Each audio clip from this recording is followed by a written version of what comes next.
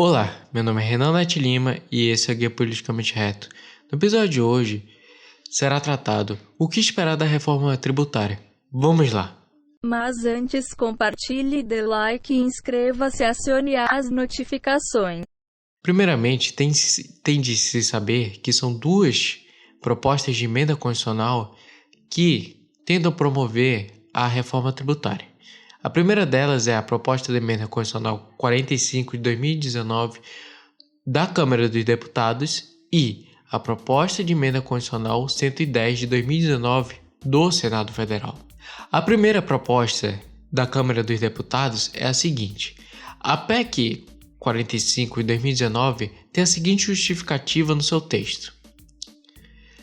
A presente proposta de emenda à Constituição tem como objetivo propor uma ampla reforma do modelo brasileiro de tributações de bens e serviços, através da substituição de 5 tributos atuais por um único imposto sobre bens e serviços, IBS. Então, a proposta visa, vamos dizer, simplificar a arrecadação tributária pela criação de um único tributo, que vai abranger 5 tributos diferentes. São esses: Imposto sobre Produtos Industrializados, IPI, o artigo 153, inciso 4º e parágrafo 3º da Constituição fala sobre isso. Impostos sobre operações relativas à circulação de mercadorias e sobre prestações de serviços de transporte interestadual e intermunicipal e de comunicações, ICMS. O artigo 155, inciso 2º, parágrafo 2º, 3º, 4º e 5º da Constituição Federal. Impostos sobre serviços de qualquer natureza, ISS, artigo 156, inciso 3º e parágrafo 3º da Constituição Federal. Contribuições para o financiamento da Seguridade Social, que é o CONFINS, artigo 195, inciso 1º da Constituição Federal, e contribuições do importador de bens e serviços do exterior, com fins de importação. Artigo 195, inciso 4º, parágrafo 12 e 13 da Constituição Federal. Contribuição para o Programa de Integração Social, o PIS. Artigo 239 da Constituição Federal. O que visa aqui é um sistema de maior eficiência e transparência para os contribuintes, ou seja, a população. Então, o Estado ofereceria uma simplificação no imposto. Vamos dizer, ele mostraria na nota fiscal um único imposto e sua porcentagem em relação ao produto que está sendo utilizado ou serviço. Então, o consumidor ele teria mais atenção no quantidade de impostos que ele está pagando e verificar que ele está pagando impostos e ele necessita da contraprestação dos tributos, que devem ser as garantias fundamentais do artigo 5º da Constituição Federal, artigo 6º, artigo 225, entre outros vários artigos que apresentam direitos da pessoa e garantias também para a população e dever do Estado também. Então, é para o consumidor, a população, olhar aquilo: peraí, eu estou financiando esse serviço, então eu tenho que receber de uma forma mais simples. Essa proposta vem do Centro de Cidadania Fiscal, CCIF, e eles têm os seguintes princípios nessa proposta: simplicidade, neutralidade, equidade e transparência. Agora vamos ver a proposta da PEC 110 de 2019 do Senado Federal.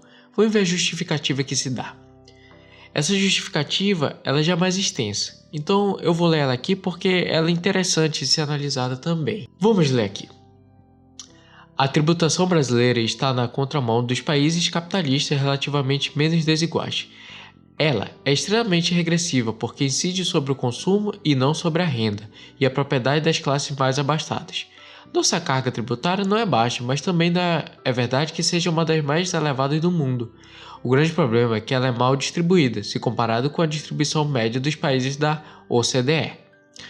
O fato é que temos a maior carga tributária que incide sobre o consumo, cerca de 50% do total, no mundo, que é repassada aos preços das mercadorias e captura uma proporção maior da renda dos pobres e parcela menor da renda dos ricos. O caráter regressivo do sistema tributário brasileiro é patente pela reduzida participação relativa do imposto sobre a renda da arrecadação total, 18,3%, em relação à média dos países da OCDE, 34,1%, e pela menor participação relativa da tributação sobre o patrimônio, 5,5%, média da OCDE, e 4,4% média do Brasil.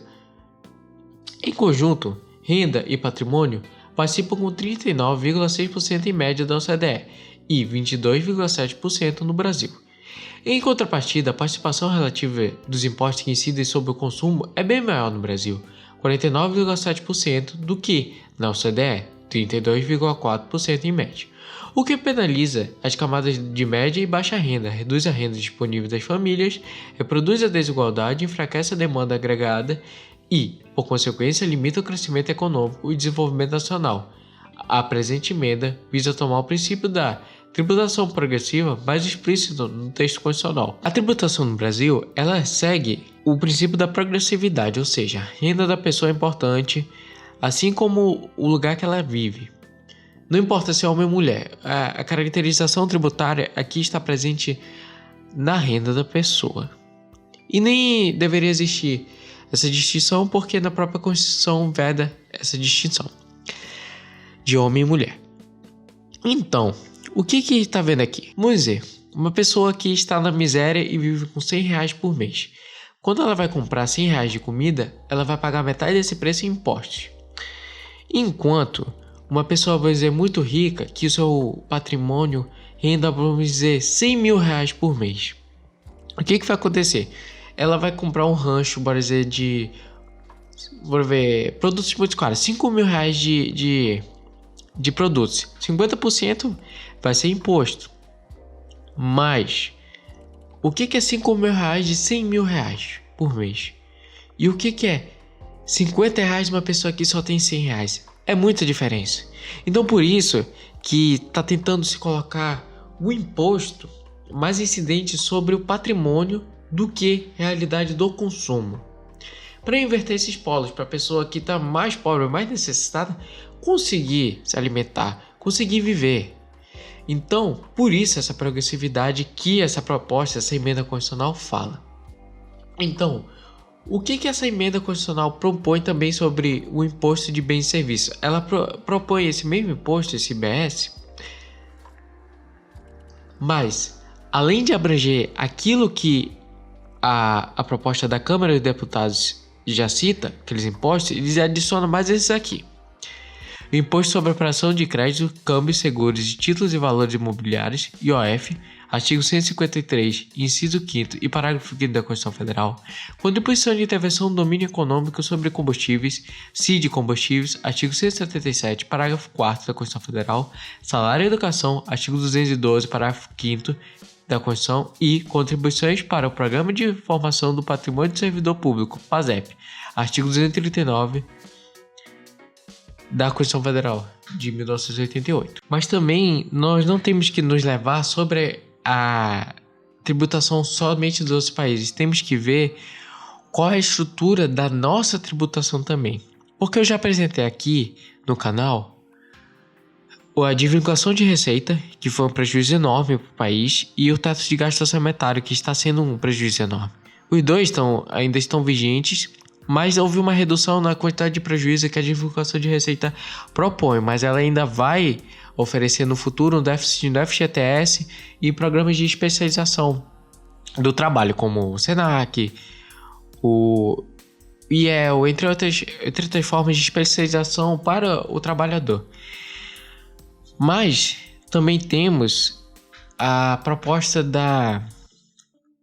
Imposto sobre Grandes Fortunas, que está tramitando há muito tempo lá pelo Congresso Nacional, que ela visa tributar a partir de 50 milhões, que seria uma grande fortuna, que essa grande fortuna está determinado que deve haver um imposto de grande fortuna na Constituição Federal de 1988, mas não existe a lei regulamentando o que é uma grande fortuna e o valor, ou seja, a eficácia se chama limitada desses tipos de dispositivos na Constituição Federal.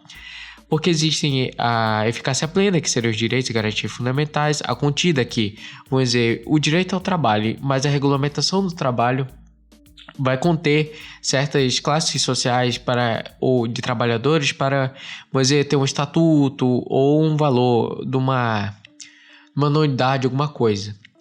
E essa eficácia limitada que necessita de uma lei para regulamentar a existência disso. Esse projeto de lei existe. É o projeto de lei complementar 215 de 2020, que propõe que a partir de 50 milhões será considerado uma grande fortuna e deverá pagar sobre a grande fortuna um imposto relativo, um tributo de 2,5% dessa grande fortuna. Isso já vai aumentar bastante a receita do país e provavelmente vai melhorar muito a forma como nós tributamos, porque quem necessita está sendo muito tributado e quem tem muito não está sendo quase tributado, não se atinge nem sente que está sendo tributado, como eu expliquei anteriormente.